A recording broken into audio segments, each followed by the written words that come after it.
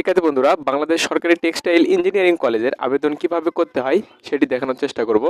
তো তোমরা যারা আবেদন করবা, আজ থেকে কিন্তু আবেদন শুরু হয়েছে, আবেদন করতে পারো। তো কিভাবে আবেদন করবা এবং খুঁটিনাটি বিষয় নিয়ে বিস্তারিত আলোচনা করার চেষ্টা করব। তো তোমরা কিন্তু এখানে দেখতে পাচ্ছ যে ইন্টারফেসটি এখানে রয়েছে। তো এটা কোথায় পাবে, আমি কিন্তু তোমাদের কিন্তু কমেন্টস বক্সে কিন্তু পিন করে দেবো কমেন্ট। তো সেখান থেকে তোমরা কিন্তু চাইলে আবেদন করতে পারো ওই লিঙ্কের মাধ্যমে। তো প্রথমে তোমাদের যে কাজটি করতে হবে, যে কোনো একটি ব্রাউজার ওপেন করতে হবে। যারা না করতে পারবে তারা কিন্তু কমেন্ট কিন্তু পিন করা রয়েছে, ওখান থেকে তোমরা কিন্তু চাইলে আবেদন করতে পারবা। তো দেখো, এরকম হোম পেজ যদি তোমাদের যখন আসবে, তখন তোমাদের কি কাজটি করতে হবে। তো যারা আবেদন করবা, যারা আবেদন করতে চাও, তারা কিন্তু আবেদন আজ থেকে শুরু হয়েছে, আবেদন করতে পারো। এবং আবেদনের যোগ্যতা কি সব কিছু কিন্তু লাস্টে বলে দেওয়ার চেষ্টা করব। আগে তোমাদের আবেদনটা কিভাবে করতে হয় এটি নিয়ে আলোচনা করার চেষ্টা করব। তো সাথে থাকবে ভিডিওর। আর আমার চ্যানেলকে যারা এখনো সাবস্ক্রাইব না করেছো, তারা দ্রুত সাবস্ক্রাইব করে রেখে দিবে এরকম আপডেট ভিডিও পাওয়ার জন্য। তো দেখো, তোমাদের ফার্স্ট তোমাদের কি কাজ করতে হবে। এখানে তোমাদের যেটি করতে হবে ফার্স্ট, সেটি হলো এসএসসি এবং এইচএসসি তোমাদের ইনফরমেশনটি দিতে হবে। জাস্ট তোমাদের কিন্তু দিতে হবে। তো তোমাদের প্রথমে কি করতে হবে, এসএসসি দেখো বোর্ড সিলেক্ট করতে হবে। এখানে তোমাদের রয়েছে দেখো SSC board, SSC roll number, SSC registration এবং এসএসসি ইয়ার, অর্থাৎ তোমার পাস ইয়ার, অর্থাৎ তোমার যে কত সালে পাস করেছো সেটা তোমার দিতে হবে এখানে সুন্দরভাবে। তো এসএসসি তোমাদের ইনফরমেশন শেষ এবং এইচএসসি তোমাদের কি ইনফরমেশনটা দিতে হবে। তো এখানেও কিন্তু সেম, এসএসসি বোর্ড দিতে হবে, এসএসসি রোল দিতে হবে, এসএসসি রেজিস্ট্রেশন নাম্বার দিতে হবে এবং এসএসসি ইয়ার দিতে হবে। তো এগুলো কিন্তু সঠিকভাবে দেওয়ার চেষ্টা করবা। ভুল করলে কিন্তু তোমাদের আসবে না এবং তোমরা কিন্তু কাজও আবেদন করতে কিন্তু পারবে না। জাস্ট তোমাদের সঠিকভাবে দেওয়ার চেষ্টা করবা এবং সুন্দরভাবে দিলে তোমাদের নেক্সট যে বাটনটি রয়েছে এখানে ক্লিক করার পরে তোমাদের কিন্তু একটি ইন্টারফেসটি নিয়ে যাবে এবং ওই ইন্টারফেসে তোমাদের কিন্তু সকল তথ্য দিতে হবে। তোমাদের সকল কিছু তথ্য দিয়ে তারপরে তোমাদের কিন্তু সেট আপ দিতে হবে, অর্থাৎ আবেদনটি কনফার্ম করতে হবে। আশা করি বুঝতে পেরেছো। সাবমিট করলেই এই নেক্সট বাটনে ক্লিক করার পরে তোমাদের সাবমিট অপশন পাবা এবং ওই ফর্মটা সুন্দরভাবে তোমাদের অ্যাপ্লাই ফর্মটা পূরণ করে সাবমিট অপশনে ক্লিক করলে তোমাদের আবেদনটি কিন্তু শেষ। তো আশা করি বুঝতে পেরেছো।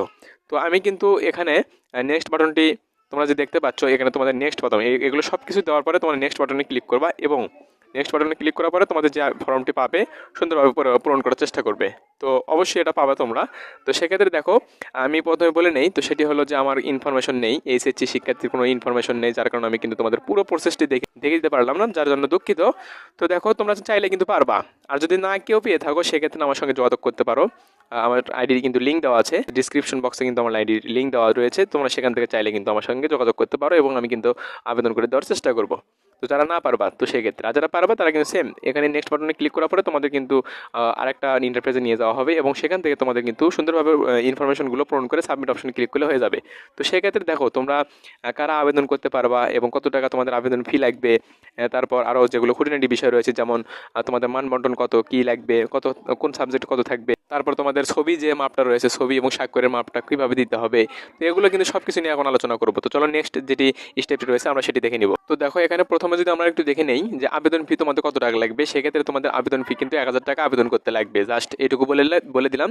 তো দেখো, তারপরে যদি আমরা দেখে নেই, দেখো 5 নম্বরে লেখা রয়েছে যে আবেদন প্রক্রিয়া, ভর্তির আবেদন প্রক্রিয়া। এই যে তোমরা যে লিঙ্কের মাধ্যমে দেখতে পাচ্ছ, এই লিঙ্কের মাধ্যমে তোমরা কিন্তু আবেদন করতে পারবা। তো আমার কিন্তু কমেন্ট বক্সে দেওয়াই রয়েছে পিন করে, ওখানে তোমরা চাইলে সেখান থেকে কিন্তু অনলাইনে আবেদন করতে পারো। তো যারা আবেদন করবে তারা কিন্তু দ্রুত আবেদন করে নিতে পারো। আজ থেকে কিন্তু আবেদন শুরু হয়েছে, আমি কিন্তু পূর্বে বলে দেওয়ার চেষ্টা করেছি। তো অনলাইনে আবেদনপত্র পুরনো পরীক্ষার ফি জমা দান শুরুর তারিখ কিন্তু 17/2 থেকে শুরু হয়েছে, 17/2/2025 সকাল 10টা থেকে কিন্তু শুরু হয়েছে এবং চলবে 31/3/2025 খ্রিস্টাব্দ তারিখ রাত 12টা পর্যন্ত তোমাদের কিন্তু আবেদনটি চলবে। তো যারা আবেদন করবে তারা দ্রুত কিন্তু এখানে আবেদন করে নিতে পারো। তো দেখো, তোমাদের যে কাজটি করতে হবে যে তোমাদের যে আবেদনপত্র সাবমিট করার কিন্তু 72 ঘন্টার মধ্যে তোমাদের কিন্তু ফি জমা দিতে হবে। খুবই সতর্কভাবে তোমরা কিন্তু এটা দিয়ে দিবা, জমা দিবা। তো কীভাবে জমা দিবা এবং কিসের মাধ্যমে তোমাদের জমা দিতে হবে সেটাও কিন্তু বলে দেওয়ার চেষ্টা করবো। তো দেখো, তারপরে কাজটি করতে হবে অনলাইনে আবেদনপত্র, তোমাদের যে ছবির মাপটি রয়েছে, দেখো ছবি কিন্তু 300x300 পিক্সেলের হতে হবে এবং স্বাক্ষর তারা কি দিয়েছে 300x80 পিক্সেলের কিন্তু হতে হবে। সেক্ষেত্রে ছবির সাইজ 100 কেবি হতে হবে সর্বোচ্চ এবং 60 কেবি কিন্তু স্বাক্ষরে হতে হবে সর্বোচ্চ। আশা করি এটুকু তোমরা বুঝতে পেরেছো। তো এটা মূলত ছিল বিষয়। তো তোমরা কিন্তু ছবির মাপ এগুলো কিন্তু সঠিকভাবে তোমরা দিবা, দিয়ে কিন্তু আবেদন করবা ওই ফর্মে গিয়ে। নেক্সট বাটনে ক্লিক করার পরে তোমরা কিন্তু ওই আবেদন ফর্ম সুন্দরভাবে কিন্তু পূরণ করলে তাহলে তোমাদের কিন্তু কাজ শেষ। তো এখন যে কাজটি করবো আমরা, তো সেটি দেখে নেই। তো দেখো, তারপরে যে বিষয়টি এখানে দেখো, প্রথম এসএমএস তোমরা যে আবেদন ফিটি পরিশোধ করবা সেটা তোমাদের টেলিটকের মাধ্যমে, টেলিটক সিমের মাধ্যমে তোমাদের কিন্তু পরিশোধ করতে হবে। প্রথম এসএমএস দেখো লেখা আছে ডট লিখতে হবে, তারপরে স্পেস দিতে হবে। তোমাদের যে ইউজার আইডি, তোমরা যে ওই আবেদন ফর্মটি পূরণ করবা, এই আবেদন ফর্ম পূরণ করার পরে ওখানে একটি ইউজার আইডি পাবে এবং সেই ইউজার আইডি দিয়ে তোমাদের কিন্তু কাজ করতে হবে। তো ডট লিখতে হবে এবং ওই ইউজার আইডি ফর্মে যে আবেদন ফর্মে যেটা পাবা পূরণ করার পর সেই ইউজার আইডি দিয়ে কিন্তু তোমাদের 16/2 কিন্তু তোমাদের এখানে সেন্ড করতে হবে টেলিটক সিম থেকে। সেন্ড করার পরে তোমাদের কিন্তু 1,000 টাকা থাকতে হবে তোমাদের সিমে, তাহলে কিন্তু সেখান থেকে কেটে নেবে। তারপর তোমাকে একটা কিন্তু পিন দেওয়া হবে, এবং দ্বিতীয় SMS এ তোমাদের দেখো dot space E S space PIN লিখে কিন্তু সেন্ড করে দিতে হবে। তাহলে তোমাদের 1,000 টাকা কিন্তু সেখান থেকে কর্তন করা হবে, অর্থাৎ কাটা হবে। জাস্ট এটুকু তোমাদের কিন্তু ধারণা দিতে পারলাম। তো আবেদন ফি কীভাবে জমা দিতে হবে সেটা কিন্তু তোমরা বুঝতে পেরেছো। তো কারা এখানে আবেদন করতে পারবে, দেখো লেখা রয়েছে ভর্তি পরীক্ষা অংশগ্রহণের জন্য ন্যূনতম যোগ্যতা। তোমাদের কিন্তু SSC এবং এইচএসসি কমপক্ষে 4 পয়েন্ট থাকতে হবে।